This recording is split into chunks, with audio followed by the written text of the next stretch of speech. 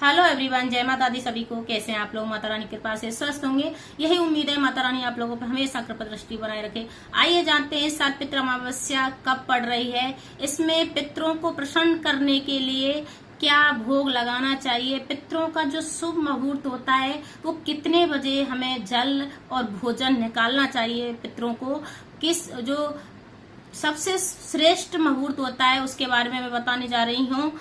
तो लोगों को नहीं पता, कुतुब मुहूर्त होता है जो सबसे सर्वश्रेष्ठ माना जाता है पितरों को खुश करने के लिए। ये मुहूर्त 11:50 से प्रारंभ हो रहा है और 12:38 पे इसका समापन हो रहा है। तो इस बीच में हम पितरों को खुश करने के लिए उनको भोग लगाया जाता है। हमें सर्वप्रथम अपने प्रश्नों को जो विशेष कार्य होते हैं जो हमने 16 दिन नहीं किए हैं, तो हम लास्ट का जो अमावस्या पड़ती है, जो पितर अपने लोक को पधारते हैं, तो हमें उनके लिए क्या क्या ऐसे विशेष कार्य करने होते हैं जो हमें 16 दिन का फल मिल जाए और हमें पितर लौटते समय हमें अपने आशीर्वाद से देते हुए जाएं, जिससे हमारे घर की सुख समृद्धि वापस आए, सुख समृद्धि का वास हो। उनसे सबसे मेन चीज धन दौलत जो भी है, सारी चीजों की उन्नति प्रगति होती है। अगर हमारे पितृ खुश हैं तो सब चीज घर में आनंद होता है। पितृदोष कभी भी नहीं लगता अगर हम पितृदोष को पितरों को खुश कर लेते हैं। तो आइए जानते वो विशेष कार्य ऐसे कौन कौन से हैं जो हमें करने चाहिए।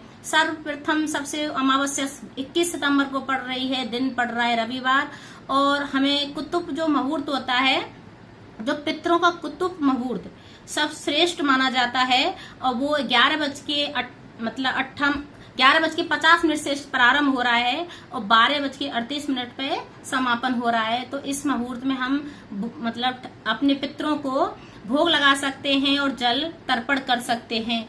तो वैसे 11:30 बजे और 12:30 के बीच में हम भोग लगाते हैं अपने पितरों को। 16 दिन जो अपने कनागत में भोग लगाया है, तो जो कुतुब मुहूर्त होता है वो सर्वश्रेष्ठ माना जाता है पितरों के लिए। अब सबसे पहले होता है हमें सुबह क्या करना चाहिए।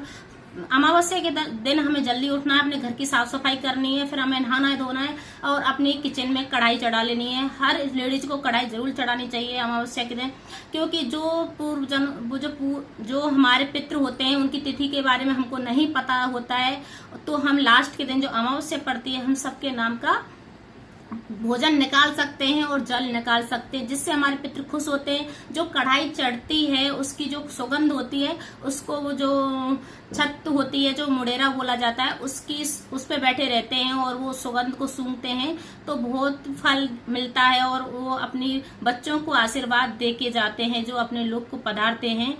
और सबसे मेन चीज होता है हमें जैसे भोग कैसे लगाया जाता है और हमें कढ़ाई में क्या क्या ऐसा बनाना है अपने पितरों को खुश करने के लिए। तो दाल के बड़े बना सकते हैं और तोरई की सब्जी बना सकते हैं, कि तोरई की सब्जी सर्वश्रेष्ठ मानी जाती है। और सबसे मेन होता है पकौड़ी बना सकते हैं, खीर पूड़ी बना सकते हैं, और कढ़ाई जरूर चढ़ानी चाहिए। फिर आता है कि हमें भोग कैसे लगाते थे। जो बैसांदर और अग्यारी बहुत लोग नहीं जानते हैं, अग्यारी कैसे लगाते हैं पितरों के नाम से। तो जो गाय का उपला होता है या भैंस के गाय का उपला जो भी होता है उसको ले सकते हैं। जैसे जिसके पास जो चीज है उसको लेके अपना भोग लगाना है, गैस पे गरम करना है उसको उपले को, फिर अच्छे से उसको गरम कर लेना है, एकदम खिल जाए वो। फिर हमें भोग लगाना है, जो पकवान हमने बनाए हैं उसका भोग लगाना है और जल देना है, पितरों के नाम से देना है। और पितरों का जो माफी होती है, क्षमा मांगते हुए कि हम आपके बच्चे हैं, हमसे जो भी गलती हो गई हो उसको माफ कर देना। हे पितृदेव, हमेशा अपनी कृपा दृष्टि हमारे घर पे बनाए रखना। तो इस प्रकार से हमें बोल देना है और पितरों को अपने विदा करने के बाद फिर दूसरे दिन हमें पीपल में जल जरूर देना है अमावस्या के दिन। पर उस दिन रविवार पड़ रहा है, तो रविवार को पीपल में जल नहीं दिया जाता है, इस बात का भी विशेष ध्यान रखना है।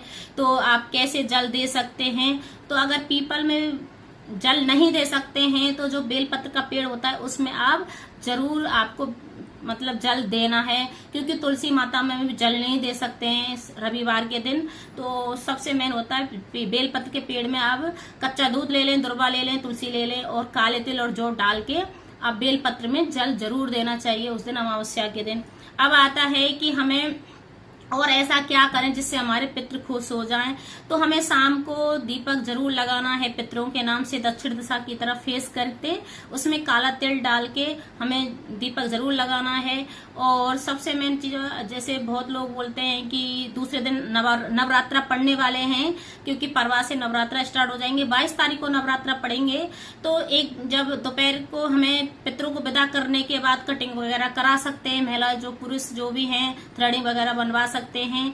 और जिस शाम को हमें माता रानी के लिए सारे जो सामान लेके आना है, खरीद के लाना है सामान, वो ला सकते हैं, क्योंकि अब पितरों को विदा करने के बाद सारा दिन फिर पड़ा है और अच्छा मुहूर्त है, ऐसी बात नहीं है, शाम को ला सकते हैं। अगर मेरी वीडियो अच्छी लगे तो लाइक करें, शेयर करें, कमेंट करें, सब्सक्राइब करें, हर महादेव कमेंट में जरूर लिखें और ज्यादा से ज्यादा वीडियो फॉरवर्ड करें और लाइक जरूर करें, जिससे मेरे को मोटिवेशन मिलता है कि मेरी वीडियो अच्छी लग रही है, नहीं लग रही है। पर गरुड़ पुराण के हिसाब से बहुत अच्छा है अगर हम पितरों को पिंडदान करते हैं अमावस्या के दिन और भोग लगाते हैं। ये जरूर करना चाहिए आप सभी लोगों को, अगर पितरों का आशीर्वाद चाहिए तो। जय माता दी सभी को।